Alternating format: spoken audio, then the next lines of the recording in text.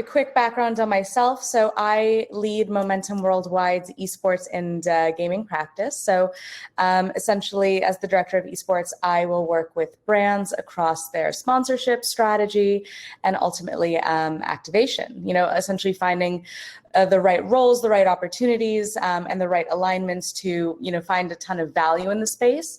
And a lot of that is assessing the trends and understanding the white spaces. So, when thinking about, a major white space, a major trending topic addressed in the esports space, it's absolutely around this issue of diversity and inclusivity. And one thing that I've had the pleasure of doing with Momentum is focus in on this issue around women esports fans and how brands and how properties in the gaming space can do more to reach them. So we did among one of the few only esports studies to really get into the psyche and understanding of women, specifically around women esports fans. There's a lot of information out there around women gamers, but not, of course, not as much around women esports fans. So a little bit about women gamers to start, right? Because obviously there's a huge difference between esports fans and gamers. So a common misconception for women who play games is that it's primarily casual and mobile. The reality is there's a significant scale in reaching the core women gamer as well. Of the gaming industry, 47% are women. 25 million have used Twitch in the past year. And women often game for the challenge, right? They over-index among strategy games, puzzle and adventure games. I would argue those are oftentimes core games, but not always the games that are you're considering when thinking about core titles. Whereas women esports fans, the thing to understand about women esports fans is that brands do not necessarily need to focus on women-only esports teams or leagues to reach women. They're already fans of esports, any esports. So of the gaming scene, of the esports scene, 22% are women, and that will go up or higher or lower depending on the country and as well depending on the title. Women tend to over-index among certain titles like Call of Duty, Fortnite, and Super Smash Bros. When talking about esports, viewing and participating. And they over-index among certain events. In fact, Overwatch specific events, TwitchCon and BlizzCon. So essentially, what is this white space that we're seeing around women gamers? Essentially, they want to be seen, heard, but most importantly, inspired. And that provides a really strong opportunity for a specific strategy towards this largely ignored demographic. 62% believe brands do not market to them. 71% believe that there's not enough representation in gaming. And according to Women in Esports, there's an estimated 5% of the esports industry that's comprised of women. So you have 47% of the industry are women, 22% of esports fans are women, but only 5% are actually working in the space. So there's obviously a lot to be addressed there. When talking about the top trend of fashion, this is obviously a big trend, an innovative area of partnerships that we've been seeing in esports, and especially the last 12 months, around merchandise and fashion. 60% of women esports fans are willing to spend over $125 on premium merchandise and branded premiums at esports events. However, it is really often quite hard to find esports team jerseys and league merch in women's cuts and sizes. I'd say the industry is getting a lot better about that, but there's definitely a lot more that can be done, specific to that segment. Premium licensed merchandise is definitely a fairly newer trend for nerd culture as well as gaming, and there's a real opportunity to drive a little bit more inclusivity in thinking about platforms like that. So then one thing I as well want to definitely touch upon is understanding the nuances of community versus toxicity. Obviously, toxicity is in gaming is very largely talked about. It's a very serious issue, and it's not one that I want to kind of write off in a lighthearted way. But one thing I definitely want to emphasize is there's a ton of positivity and a ton of welcomeness that can be found in gaming communities. In fact, in the survey that we did, 81% of women esports fans stated that they had experienced little to no toxicity in gaming. And essentially what we believe that means is that toxicity is often experienced towards better players. So the better you are, the more you're rising up the ranks, and match made with higher tiers in certain multiplayer titles. Or if you have more scale, more following, or in competing in esports, that's where those issues tend to take place. But I do definitely want to dispel certain myths and certain stereotypes as well, that this is everything that we see when it comes to the esports and gaming. In general, there is a lot of positivity that can be found. And in fact, gaming conventions and live events, back when we used to have those, were these very incredibly positive spaces for community gatherings, because it's an opportunity for like-minded folks to come together and to enjoy passion points together.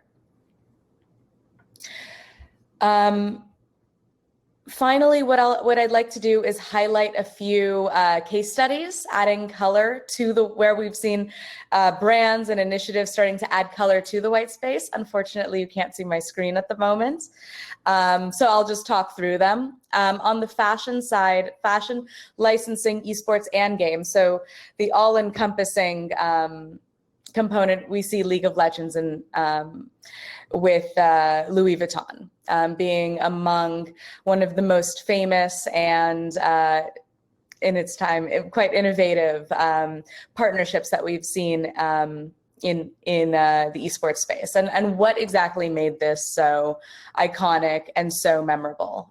Firstly, the fact that hyper luxury fashion brands recognizing video games and nerd culture as it's a surprise, it's a legitimization of things that the fashion scene and luxury scene hadn't been recognizing prior. But also the asset mix, I'd say, is quite powerful, from in-game items to integration within the esports ceremony, to an actual fashion collection, which sold out in 48 hours. And integration within characters in various music videos and content. So it was definitely one of those 360 campaigns that really worked quite strongly. I also love highlighting what MAC Cosmetics did with TwitchCon. This was a obviously experiential activation focused around influencers. What I love about this is, MAC recognizing the value around makeup and streaming culture. If streaming influencers are often on camera for 8+ hours, streaming games and showcasing their faces and having to look quite good while doing it. So they did a really fantastic booth space. They did makeup tutorials. They did sessions. They had meet and greets and gameplay with some of the biggest female pros, including Pokimane. And I love that recognition of the space and this community and culture. Bumble and Gen G is another really great example. Bumble being a kind of a female-first dating app, and Gen G wanting to create women-only esports teams. So Bumble and Gen G partnered to create the first female Fortnite esports team, and then following partnered to create a all-female Valorant team. And then finally, the last example I'll give is eFuse's Women of the E-Arena esports tournament, which was partnered with the Minnesota Rocker Call of Duty team, as well as Crocs was sponsoring that. So what I love about this campaign is this is a influencer first esports tournament that was streamed live on Twitch. And the twist was it's all women participating, and among some of the biggest women, streaming Fortnite, Call of Duty, etc. Really just showcasing the opportunity to focus in on programming that is around women talents. So it looks like we have a little bit more time for questions. So I'd love to, just kind of pause and, answer some questions before we sign off to the next panel. That's a great idea. And thank you so much, Tatiana. And you made working without your slides look so smooth as well as a great talk. Yeah, it would have been better to have the slides, but I can be. I mean, if you can share them with me, I can share them with all the attendees. Obviously, absolutely, we can do that. That'd be cool. So we've got a few questions. First one from Albert: what are your thoughts on some esports live events taking a hit during the pandemic, despite esports as its essence being an online experience? Have their communities suffered at all or died even? That's a fantastic question. By no means has it died. In fact, what we've seen since COVID is a massive spike of gaming activity, whether that's talking about it through social, purchasing games, and live streaming. Live streaming viewership is at an all-time high. Every quarter, every month breaks record for digital games spent. And Twitter specifically, stated that there was an 89% increase in gaming conversation on its platform during COVID. Just in the US alone. So, we're seeing a massive spike, but definitely the loss of live events is obviously impacting the esports scene. So what I like to say about that is it's not COVID proof, but it's pretty close. Live events really give esports an opportunity to, again, bring communities together, to really engage in the IP, in the community that people love. And yeah, people haven't had a chance to participate in that. So, there's a lot of initiatives around esports where growth was going to be seen around its live productions.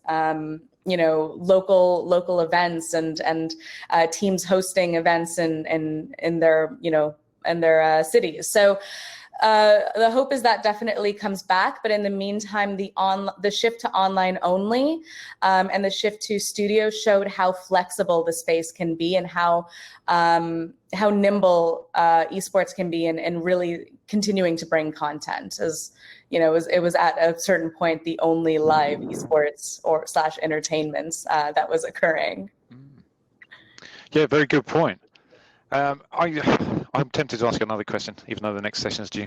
So Sabrina asks, what do you think is the main barrier of entry for brands in targeting women? Is it the perception that there aren't enough of us, or the stereotypes as casual gamers? If so, what can we do about that? I'd say it's definitely a bit about the scene, the perception that esports is a male-dominated sport. And yes, the majority is men, but that's just a huge, a huge percentage, a huge chunk of the scene that is being relatively ignored. So what brands can do about it is certainly, firstly, recognize that. And one thing that I spend a lot of time on is trying to, share perception versus reality, right? Sharing data like what we had put together to, really showcase that opportunity. And the fun thing is there's a wealth of initiative, a wealth of opportunity, whether you're partnering with influencers, whether you're partnering with women-only esports teams or women-only tournaments, or partnering with men, female, whatever, but just focusing your messaging specifically on the women's space is 100% an option and an area that I encourage brands to do and we haven't necessarily seen. I thought that was going to be a good question. Great answer. Really pleased with that.